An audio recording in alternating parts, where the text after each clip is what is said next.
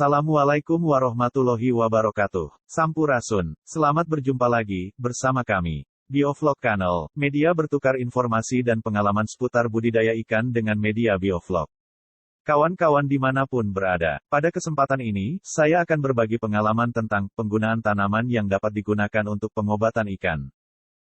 Untuk keberlangsungan channel ini, jangan lupa ya kawan-kawan, segera klik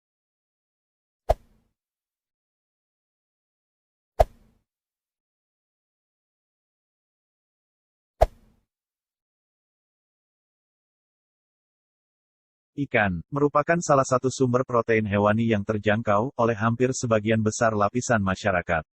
Selain mengandung banyak asam amino esensial, ikan juga mengandung omega-3, omega-5 dan omega-6 yang berperan dalam mengontrol kadar kolesterol dalam darah, serta untuk pertumbuhan otak, terutama bagi balita dan anak-anak. Peningkatan produksi pada usaha budidaya ikan, diharapkan tidak hanya menjamin ketersediaan sumber protein hewani asal ikan, tetapi sekaligus meningkatkan kesejahteraan seluruh komponen yang terlibat dalam proses produksi, terutama pembudidaya ikan. Kesadaran masyarakat tentang pentingnya keamanan pangan dalam segala produk makanan kian besar, tidak terkecuali produk perikanan. Oleh karena itu, sisi kualitas produk harus benar-benar diperhatikan mulai dari sektor hulu dengan budidaya yang memperhatikan keamanan pangan. Namun tujuan dan harapan tersebut sering terkendala oleh masalah penyakit dalam proses produksi yang mengakibatkan penurunan target produksi, kerugian dan bahkan kegagalan usaha budidaya. Salah satu upaya pencegahan dan pengobatan penyakit ikan bisa menggunakan tanaman obat. Karena penggunaan obat herbal untuk pengobatan penyakit ikan tidak menimbulkan efek samping. Tanaman obat untuk mencegah penyakit ikan termasuk obat yang relatif lebih aman untuk lingkungan, dan efektif dalam mengobati penyakit ikan dapat menggunakan bermacam-macam tanaman obat tradisional. Banyak sekali jenis tanaman yang mengandung senyawa yang bersifat antimikroba, sejumlah tanaman mengandung senyawa bersifat bakterisidal, pembunuh bakteri, dan bakteristatik, penghambat pertumbuhan bakteri, di samping itu harganya pun murah serta mudah didapatkan. Dari beberapa percobaan fitofarmaka tanaman terbukti manjur dalam mengatasi penyakit ikan gurami antara lain, menjadi bahan alami pengganti antibiotik untuk pengendali penyakit yang disebabkan bakteri. Ramah terhadap lingkungan, mudah hancur, terurai, dan tidak menyebabkan residu pada ikan dan manusia. Mudah diperoleh dan tersedia cukup banyak, serta harganya yang ekonomis dan cukup murah. Dalam video kali ini, saya akan bertukar pengalaman tentang tanam obat yang dapat digunakan sebagai pencegahan dan pengobatan penyakit pada ikan yang kita budidayakan.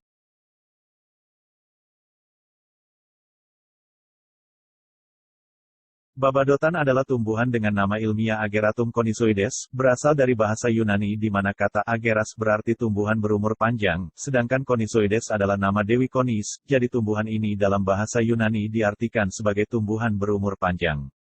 Babadotan memiliki kemampuan untuk beradaptasi pada berbagai kondisi ekologi, bijinya sangat kecil dan ringan, bersifat positif fotoblastik, viabilitas biji bisa bertahan hingga 12 bulan dengan suhu optimum untuk perkecambahan 20-50 derajat Celcius. Sehingga babadotan ini sangat mudah tumbuh, berkembang dan tersebar luas. Jika tumbuh di sekitar pertanaman atau pekarangan sering dianggap sebagai gulma. Babadotan mengandung asam amino, beta-sitosterol ageratokromin, vedelin, minyak terbang kumarin, potasium klorida, stigmastrol, organocid saponin, flavonoid polifenol, dan minyak atsiri. Babadotan berkhasiat untuk menghilangkan penyakit ikan yang disebabkan oleh Aeromonas hydrophila, penyebab borok dan bercak merah, dan Streptococcus agalactiae penyebab ikan berenang tidak beraturan, dan mata menonjol. Cara penggunaannya adalah, daun segar disebarkan secara merata ke kolam, 30 kg daun untuk 100 kg ikan untuk beberapa hari, 5-7 hari, berturut-turut.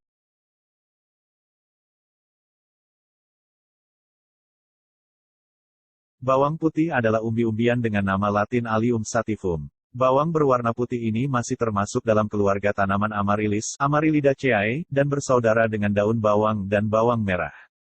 Siapa sangka jika bawang putih dapat menjadi tonik untuk meningkatkan daya tahan tubuh ikan terhadap penyakit. Bawang putih sudah dikenal sebagai antibiotik alami untuk penyakit manusia. Namun, bawang putih untuk ikan dapat dimanfaatkan dalam pencegahan penyakit ikan pada kolam budidaya.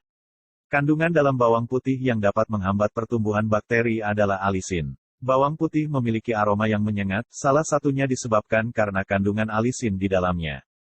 Selain berguna sebagai obat antibakteri, alisin juga bermanfaat sebagai antioksidan yang dapat menetralkan radikal bebas. Radikal bebas inilah yang dapat menyebabkan tubuh ikan lemah sehingga lebih mudah terserang penyakit. Selain alisin, bawang putih mengandung juga minyak atsiri dan alicin sehingga bermanfaat untuk budidaya ikan. Yaitu, menghilangkan bakteri penyebab penyakit bercak merah Aeromonas hydrophila, menghilangkan virus KHV, serta menghilangkan parasit I dan cacing trichodinasep. Pembudidaya ikan dapat menghancurkan, memblender bawang putih sebelum dimasukkan ke dalam kolam. Batas minimal pemberian bawang putih adalah 16 mg per liter air, dan semakin banyak bawang yang diberikan justru semakin baik dan semakin ampuh membunuh bakteri. Pemberian bawang dalam jumlah banyak tidak akan meracuni ikan karena bawang tidak mengandung senyawa-senyawa yang dapat membahayakan kesehatan ikan.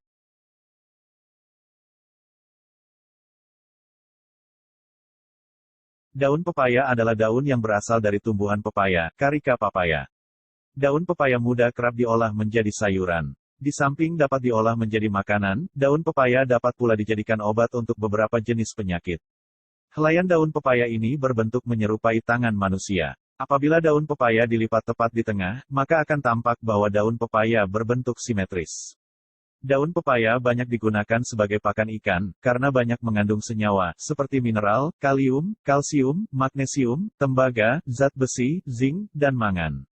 Selain itu daun pepaya, memiliki senyawa kimia, alkaloid, flavonoid dan saponin yang terbukti ampuh meningkatkan daya tahan tubuh pada ikan, serta menjaga kualitas air terutama pada saat cuaca tidak stabil. Getah daun papaya, diyakini dapat mengobati penyakit ikan, yang disebabkan jamur dan bakteri.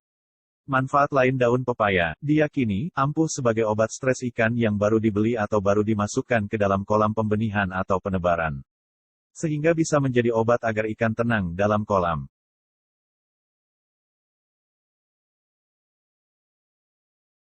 Pohon ketapang merupakan jenis tanaman tropis yang gampang dijumpai di Indonesia. Pohon dengan nama ilmiah Terminalia catapa ini, sebenarnya merupakan tanaman pantai. Pohon ketapang memiliki ciri khas yang melebar dan bertajuk-tajuk. Daunnya berbentuk oval seperti telur dengan ujung membundar. Selain faktor estetik, banyak alasan kenapa pohon ketapang harus ditanam di pekarangan rumah. Segudang manfaat pohon ketapang bisa didapatkan mulai bagian daun hingga batangnya. Manfaat pohon ketapang juga dirasakan oleh para pembudidaya ikan. Daun ketapang bisa dimanfaatkan untuk menetralkan pH air kolam sehingga lebih ideal untuk memelihara ikan. Daun ketapang memiliki senyawa kimia tanin yang bersifat astrigen. Dari pengalaman saya selama berbudidaya ikan, khususnya ikan gurame, daun ketapang sangat ampuh mengobati ikan yang terkena serangan jamur. Selain itu, daun ketapang dapat digunakan untuk mengobati ikan yang lemas dan ikan yang mengambang pada permukaan kolam. Daun ketapang juga sangat baik diberikan pada ikan yang sehat, guna menjaga kualitas air kolam.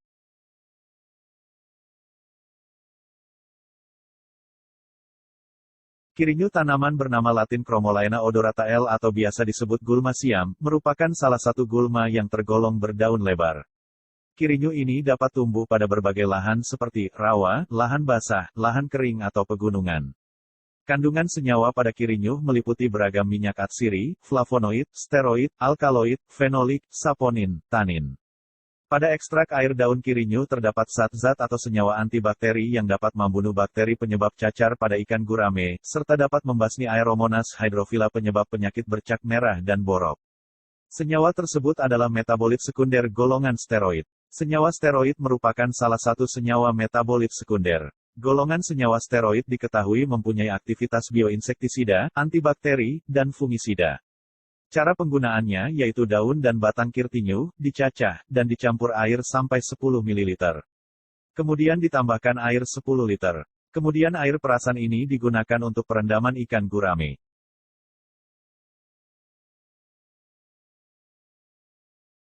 Kunyit atau kunir, bernama Latin Curcuma longalin. Sin, Curcuma domestica Val, termasuk salah satu tanaman rempah-rempah, dan obat asli dari wilayah Asia Tenggara.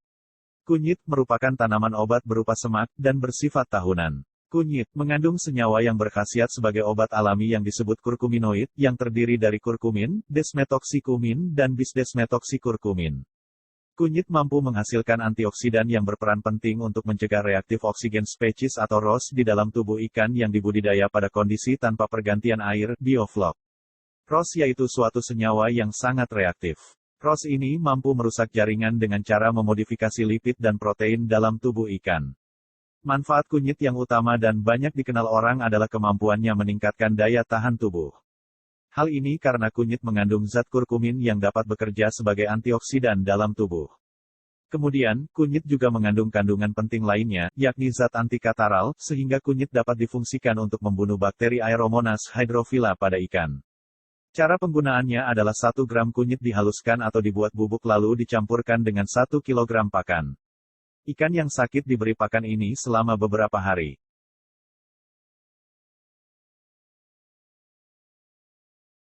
Mengkudu, Morinda citrifolia, merupakan buah berwarna hijau yang banyak ditemukan di Australia, India, dan Asia Tenggara, termasuk Indonesia. Mengkudu, merupakan tanaman yang memiliki banyak manfaat, tidak hanya pada manusia, ternyata kandungan senyawa kimia pada tanaman mengkudu, juga baik digunakan untuk mengobati berbagai penyakit pada ikan budidaya. Seperti imunostimulsan yang dikandung mengkudu, sangat bermanfaat untuk meningkatkan kekebalan tubuh ikan, dan daktilogiriasis serta gyrodaktiliasis, untuk pengobatan penyakit cacing.